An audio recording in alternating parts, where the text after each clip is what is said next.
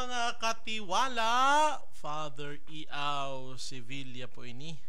Ako sa inyong mga kaibahan niya na hapon, digdi sa tuyang programang Hello Fathers, digdi po yan sa Radyo Veritas Legazpi. Maray na hapon tabi sa gabos na naghihinanyog dyan sa satuya na sa manlain-lain na mga media platforms kan sa tuyang diocese no, ang radio station kan sa tuyang diocese na sa Facebook Live, sa radyo asin sa DCTV Channel 2 Community Channel no, kay Tina isin iya good afternoon Tino iya sa kay mga pamangkin na nagperming nadagdadangog nagihiling no, nabibigla sila pag nahiling dan sa indang mahanoy sa TV na asin sa iba pa po na sa mga nakipiyamiesta dyan nadako na ng piyesta last week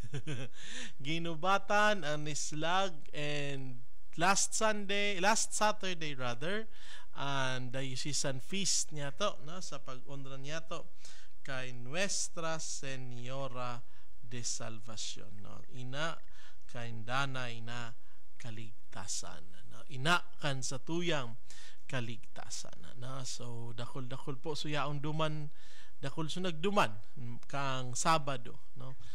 And then congratulations po sa Gregorian Choral no, and sa tasinda so ang first winner kan choral contest no, choral competition kan Diocesan Shrine of Our Lady of Salvation in partnership with the LGU TV kasabay katakod kan sa indang pag-celebrate kan Coron Festival. As in congratulations man po kay Sir Victor no, Victor Penconsejo na iyo ang nag-compose ka music written by Abdon Balde and music by Victor Penconsejo no, so ina Nuestra Señora de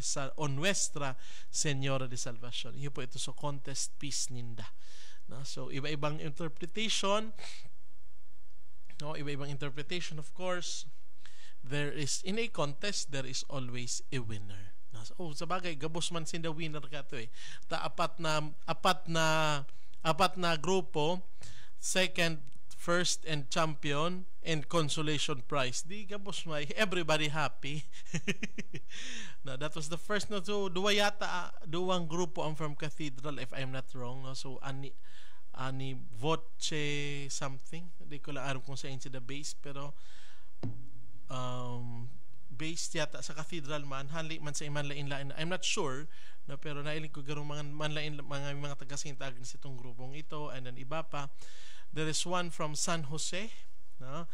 And there is one from of course so grupo kang choir sa kang shrine no? Naging traman sinda po no? So congratulations po sa mga nanggana and then sa runner up no? So manlay sabi nga kasubago manlain-lain sa interpretasyon eh? So in every contest there is a winner and it was a difficult task no, difícil mag-judge sa choral contest no, difícil mag-judge sa choral contest lalo kung gabos mga matitibay o gabos mga di kalibre ang mga boses no, naka-judge naman ako sa mga singing contest and so latest ko sa songwriting contest no, so magayon nakakaukod no, especially kung may mga kaiba ka na mga judge na mga they are their best in that field no. So mailing mo na ano ang pigahiling ninda no? Even in judging sa pag-judge no, I had also experience in also judging in a cooking contest no. It's not only about that it's about the taste but it is also rather the presentation and everything no? Kumbaga dapat so holistic an sa indang pag-present na so yan po so activity kang nakaaging Friday no duman sa Huruan no, and then nagkaigwa kan ano to maritime procession at 5:30 in the morning, no? And pinagpartisiparan ni Nikki kadakol, nagkapirang mga bangka, no? Duwang taksay na dakula kay ina, tapos kay kay Nazareno, Senyor Nazareno, no? And then after that sumisa ni Bishop, no? So magayon ay ang ang mga developments duman sa shrine, no? Congratulations kay Father Salando, and of course sa iyang kaiba, sa iyang kapartner duman ka assistant si Father Lawrence Brigino, no? So congratulations po. And ngunya na si Mana, may nagkapirang mga parokya. May activity po pala, no? Sa maabot na August 21, naghihiling ako ngunyan, igwasinda ning media conference, no? Ang Commission on Family and Life magkakaigwaning Family Congress, duman po ini sa ICR, no? Sa Ibalong Centrum for Recreation, sa tapat po kang SM, no? So invited po ang Gabos, no? Big open na po ninda ini sa Gabos, no? There's no registration. Bring your own baon na sana. No, bring your own baon na sana. So dakol po kitang maukudan digdi, no? So may magayon pong mga talks sa indang itatao, no? So basahon ta.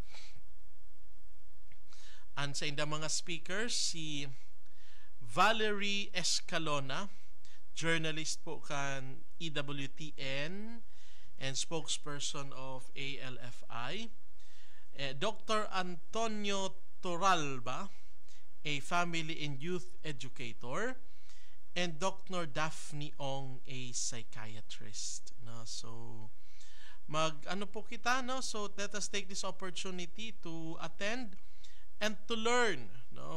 Makaukod, no? Ini po parte kang sa preparation ta.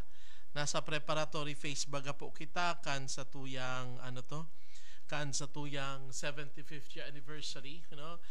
This time tapos na po the Commission on Christian Education. No, this time the Diocesan Commission on Family and Life, no. So yan po ang sandan Jubilee of Family and Life, Commission on Family and Life, no. Ang Family Congress nagigibuhon po sa August 21 sa Ibalong Centrum for Recreation. No, libre po ang registration, ang pagkaon po. Just bring your own baon, no. So data na iling kung anong oras na alatang i-check ta po. Kung anong oras mapuon an sa indang Family and Life, an sa indang event sa maabot na Thursday, no. So let's check. So bago nagluwas na ito sa sakuyang garo 8 o'clock ito adi Mike, no. 8 o'clock ang puon registration, 8 o'clock, no. So the registration is at 8 o'clock in the morning, no, and then matatapos po siya hapon with a mass to be presided over by our bishop, no.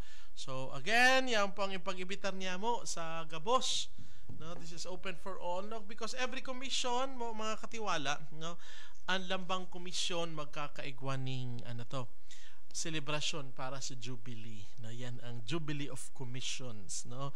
Siyempre baga sabi ko po, this is part of our celebration, no, part of our celebration of the 75 years as a diocese, no. Magyon baga pa ang sa tuyang theme, no, biniyayaan, inantabayan, sinusugo, no. Yan po so keywords kan sa tuyang sa theme song, and of course yan man po so keywords dyan sa tuyang theme. Biyaya, biniyaan kita nin 75 taon kaibaan sa tuyang ina na si Nuestra Señora de Salvacion, no. So dakulang biyaya po ini sa tuya digdi sa Legazpi, no, na kita, naging lokal na simbahan suhay sa nangaki su Caceres. Actually, it was I think last week, no, na nag-anniversary man su Caceres as a diocese, no. And then it was also the anniversary of the Archdiocese of Manila as an archdiocese, kasi in 1570s yata, no, after ang napagbalik ni Miguel Lopez de Legazpi, no, so pinangaki, so from the Diocese of Acapulco was elevated to an archdiocese, having the Diocese of Manila as its suffragan, no. And in 1595, no, the Archdiocese of Manila was the Diocese of Manila was raised to an archdiocese, and it gave birth to 3 dioceses of Nueva Segovia in the north, Manila, of course, the mid-central Luzon, no, and Diocese of Cáceres, South Luzon and Bicol region, no, and the Diocese of Cebu, covering the islands of Visayas and Mindanao. No, so, and then nangaki po siya, na nag-expand. The next, I think, was Diocese of Iloilo yata, no, after that was already in 1800s, no, or early 18th century, no. So, and the Archdiocese of Cáceres was raised, the Diocese of Nueva Cáceres was raised to the level of an archdiocese in June 29, 1951. Okay, po kita, we will be celebrating our 75th year as a diocese, no, sarong dakulang regalo sa satuya, no, so papalbul ko Pilipina Republika, no?